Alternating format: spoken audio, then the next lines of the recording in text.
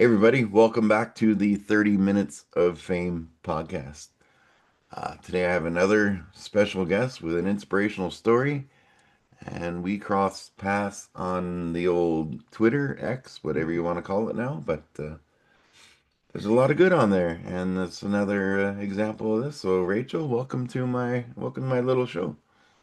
Well, thank you so much for having me. I know that we've actually played a little bit of kind of back and forth trying to get this together, so it's great to finally be able to do this. So, your username, Sober in Dublin, That's what right. what's the story of that? Where did that come from? Well, so I actually live in Dublin, Ohio. But a lot of times people, especially online, will mistake that for being Dublin, Ireland, which makes it kind of a little bit funnier to be sober in Dublin, Ireland. So I also get a lot of followers from Ireland, and then they figure out that I'm actually in Columbus, Ohio. So, but yeah, no, just I joined Twitter, and I guess at the time, I guess yeah, it was already X. When I was about a year, just about over a year sober, and wanted to start sharing just my day-to-day experiences with it and my like thoughts on it, just to help anybody else who was struggling. And so I made my handle related to that and started posting. Now, one thing we both have in common, we just both had our fourth sober Christmas in a row. Yep, What yep, what what's the biggest difference you find there? Like, I know for me, it's not waking up with a nasty hangover anymore is nice. absolutely. I mean, that part's pretty awesome, but you know, I appreciate my family so much more and cherish the time with them so much more than I did when I was drinking. I just, wasn't there for the, stuff that we did. It was always about getting the drink. And, I wasn't just tuned in to everybody. And this year, I really took that in. Mm. My brother and his family, they live 5 minutes from me. My parents live 5 minutes in one direction. My brother lives 5 minutes in the other. And they moved to France in June. They've been there, and just kind of having an experience. They're going to be moving back soon, but we've missed them a lot. And they came home for the holidays. And the kind of experience I had with this Christmas was just I had so much more gratitude Hmm. for my family than I have ever had before. And my dad also had just finished chemo and radiation about 2 weeks prior to Christmas. Oh no. And the treatment seemed to go really well. He seems to be really on a good track. And so maybe that had a lot to do with it too. But all in all, I was just so much more grateful. This year I found myself a lot of times when Facebook memories come up, it's stuff you don't really want to see, but it's good to see. You only look back to see how far you come. And I had this little tiny tree, maybe about not even a foot high. There was a couple presents around it. But this was 12 years ago when I was like drunk every single night of the week. I was alone. I was single. I wasn't a dad then. So this year I kind of just sat back. My girlfriend was there, my daughter was there, and we were just sitting down looking at the tree doing blind karaoke, like just singing crazy songs. And it really hit me as like, wow, I always say it's not about the presents, it's about the presence. And you can really feel it. And it's so, Absolutely. Yeah, absolutely. The Christmas before I got sober is the one that I'll remember. And I know we, in a lot of our recovery stuff, in AA and in, treatment centers and everything, we share a lot of the bad of the time that we drank. I don't think about it too much, but I do when certain things come around.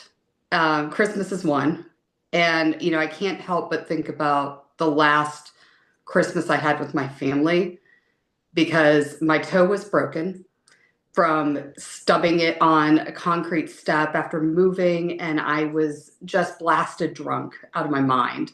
I didn't even know it was broken when I did it for like 24 hours. And so I was in a cast. I had vodka in a tumbler.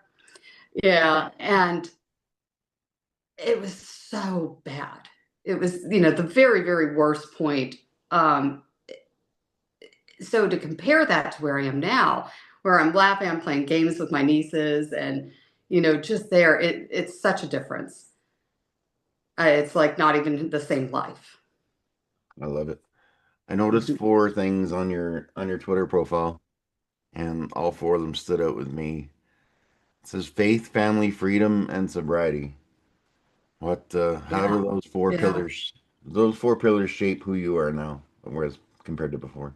yeah. And that's an interesting thing. I don't know if you found this too, but having been sober for almost 2 or 4 years, I didn't know what mattered.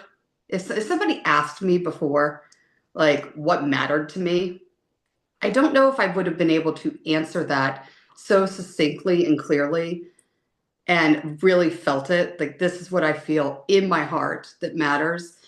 Um, I I was raised, in a Christian home. I went to church, but my faith didn't matter until I got sober. And now it is one of those four pillars of what my life kind of stands on. My family's so incredibly important because one of the things I've learned in recovery is that everything is temporary, both good and bad. And so, it's a great thing to remember when you're going through the bad stuff, but you got to remember that all the good is temporary too. And family is so important because, we don't get them forever. Mm-hmm.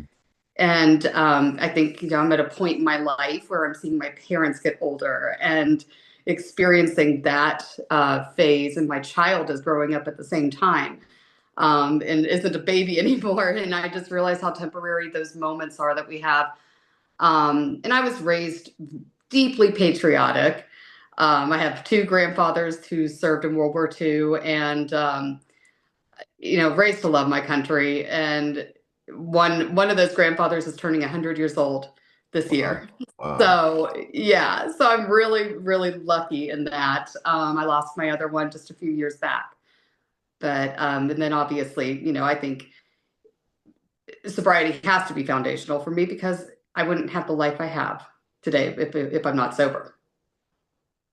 I love it. Well, hopefully there's a big party for him. I know, Yeah, yeah. 100 years old, I can't even imagine. I My know, I can't either. my grandmother passed away when she was 99. She was my best friend, and this was Oh. years ago. But she always said, I don't, you know who Reverend Billy Graham is, but Hmm. she used to follow him like I don't know. Every night she was watching him on the TV. But she said when he goes, that's it. I want to go. She was 99, and she She knew passed what she away. wanted. She passed away 6 days after him. Oh my gosh. So Wow. she was That like is, a month away from 100. But when Billy Graham went, that was it. She's like, was that's me. it? Oh my gosh. Yeah. I love stories about my grandparents. And since we're talking about, sobriety, my grandmother was not an alcoholic. None of my grandparents had any problems with drinking, but they had parents or family members that did, and so they went the other way. And yet, my grandmother was so well read. Mere Christianity. She introduced to me when I was little, and she was just, she used to say, and I never really thought about it until later when I was actually holding the big book. But she used to say that the world would be an incredible place if everybody actually practiced the 12 steps. And so I wasn't new to that. I remember her telling me about them, but when I came in, I guess part of it, it meant a lot because of how she introduced me to the 12 steps. And it wasn't just totally unfamiliar, but I think that she was 100% correct. So what was your first, I don't know, I guess big wake up call? What changed? When 1300 Well, 1300 something days ago, I think it was, you just hit 13. The last post I looked. yeah, almost 1,400 days now. So, Um, my wake up call was something that happened over a long time. I think, like a lot of us, we have that little voice in the back of our head that tells us that we're not the same as other people. That we drink differently, that there may be something wrong, and then we ignore it. And I ignored that, for as long as I possibly could. My big wake up call really came with COVID, because at that point I wasn't traveling around and able to, make it more of a social thing, or make it a thing that I could hide on the road, drinking at a hotel when I was out for business. Um, I it started to become clear very early on, when we had the shutdowns with COVID, that I was turning to it. It was more or less, it was completely controlling me, and I was drinking more and more, and at earlier times in the day. And the biggest wake up about that was when um, when I tried to stop, I couldn't, and that's when I knew I had a problem. I had a really, really, really big problem. So I ended up, going through just many iterations of trying and trying and trying to quit. But the thing is I never gave up. I fell off so many times for like 2 years, but I wasn't going to let it take me. That's wild. That's so similar to a lot of us have similar stories, and that's why I joined. My daughter made me join TikTok to enter some contest, but Uh-huh. there's so many people on there that are going through the same stuff, and even on Twitter, I have we call it a little family chat. It's called the Fit Family that Hmm. I've been in for 9 years with people that have lost. There was one guy that lost over 200 pounds, and then we didn't hear from him for a year, and he put it all back on, and now he's starting over. Oh, no, no. Yeah, but it's like, Well, yeah, I mean, and isn't that the thing? There aren't that many people who can try to do something and then they just do it. It, failures, like, it is a part of it. And the struggle is what teaches you how to get it right. mhm. So, there's something to be said for that. And I guess, the real win is that you come back. I love it. The thing is about when you post like that, what you have in your pin post, a bit of your story about your sobriety and how you're on a weight loss journey as well. Yeah. Um, it not only keeps you accountable to people that follow you, but it keeps you accountable to yourself. Like when I was set out to lose Yeah. 100 pounds years ago, I went on Twitter and I said, I'm going to lose 100 pounds this year. I'm going to donate $1 a pound to my favorite military charity. And at the end, when I hit my goal, like 16 people matched me.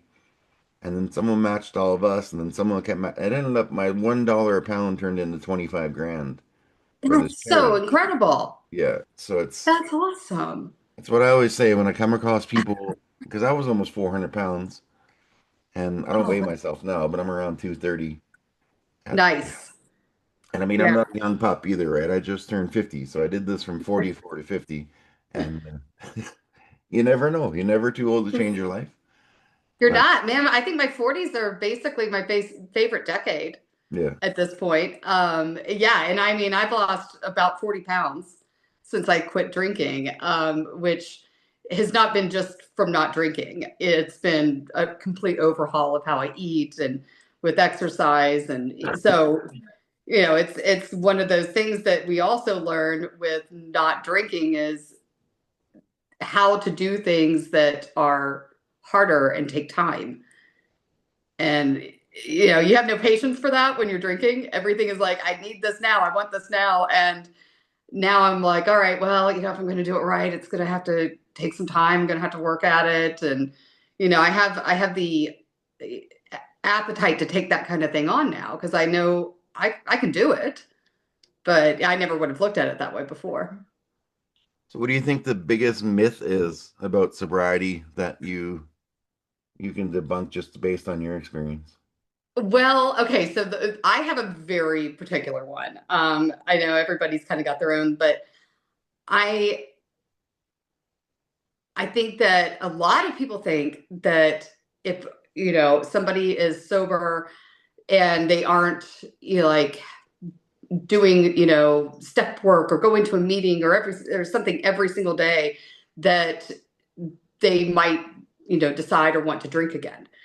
And I think the myth that I want to debunk is I am literally just out here just like living my life and loving it. And I don't think about drinking. I haven't actually thought about having a drink in probably over like well over 3 years. So, for me, it was like a springboard to this whole better life that I wanted to start pursuing. And yeah, what I always know is that if I start drinking again, all of the great stuff that I enjoy in my life now is going to go away. Mhm. So but I don't crave a drink. And some people don't really understand that there are a lot of us out there that, we aren't sitting there kind of like with the shakes wanting to drink all the time. So we're just kind of just living our life. And you can have a drink in front of me and I'm not gonna, panic. So I love it. yeah. How do you find being around other drunk people, or do you just avoid that situation?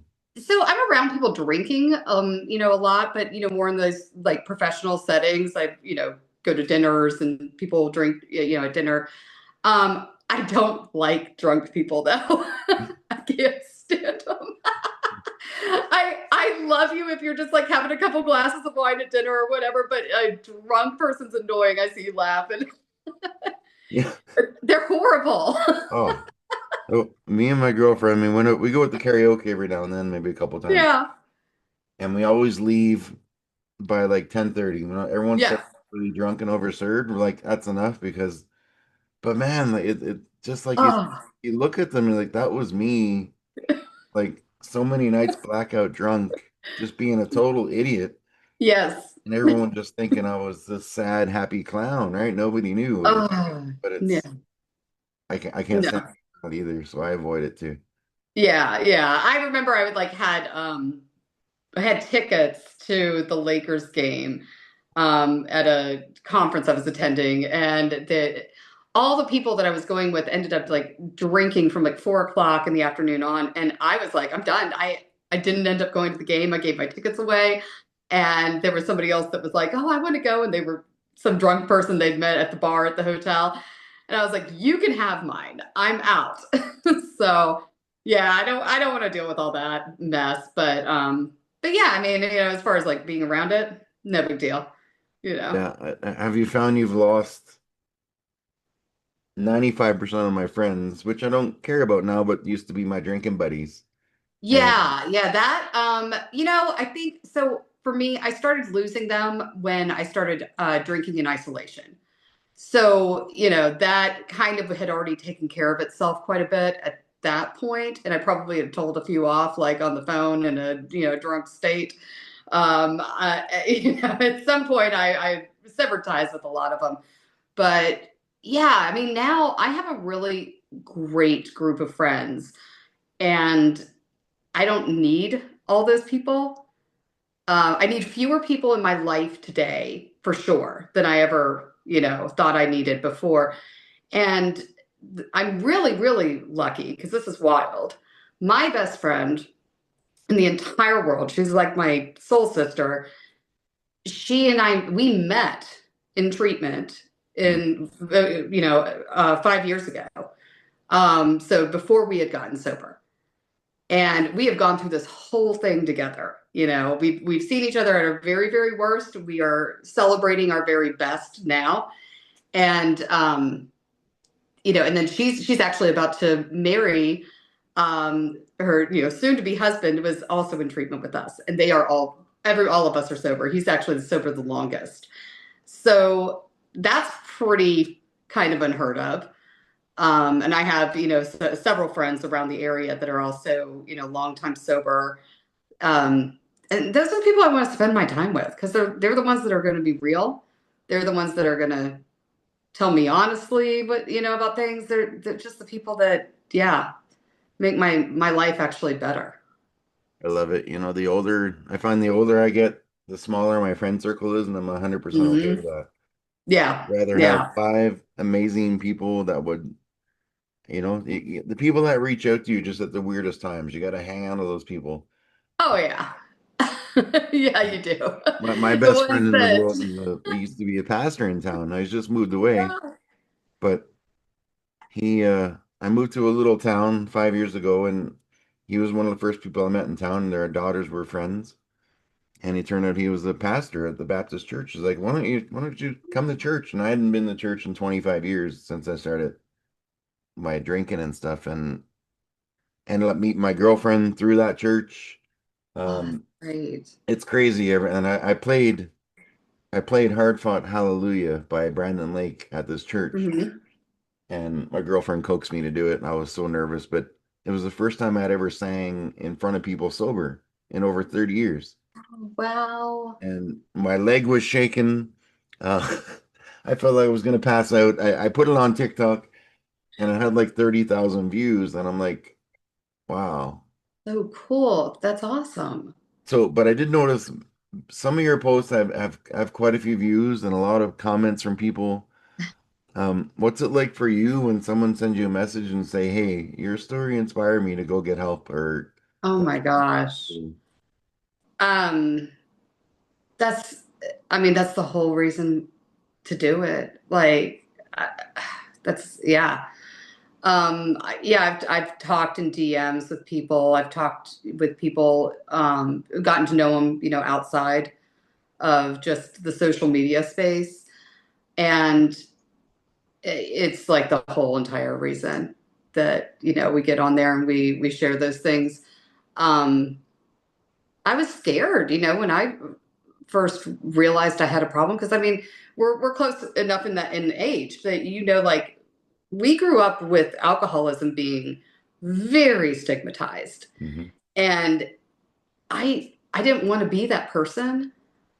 I was terrified, and so when I start talking to somebody and they tell me like, oh, this has inspired me and I'm just struggling, could you help me, can I tell you how I feel about it? Like it really brings me back to those feelings early on that were very terrifying. And I hope that I can kind of ease that. I'm also kind of a hard one though. I haven't sponsored yet, but I'll tell you what, I'm not going to be an easy one because I also believe in consequences. And so, I mean, we don't get better without them. So, sometimes, I'll have people that are like, oh gosh, don't you feel bad for me? It's like I can't do that. You gotta face this. So it's an awesome experience to talk to people though who are working through it. I love it too. Yeah, it's Hmm. I got a guy I've known now for 2 years. I have written a book with my daughter about we went from me being so big to doing a 5K race together, and we published a children's book. And this guy in a veteran, I think he's in Virginia, somewhere in the States, but our stories are like clones of each other. And the same weekend that me and my daughter did our first 5K together, he was doing his first 5K with his two twin daughters. And it's, Oh, like 4,000 kilometers away from each other, but the exact same yeah. stories. And that's what keeps me on online and Twitter and not shutting down is talking to people like that. Oh yeah. Um, Yeah. So I the one thing that I do really consistently now is through Twitter, I found a group. I guess probably, gosh, we've been together. I've been part of it for about 3 years now. That they had formed a sobriety group during COVID.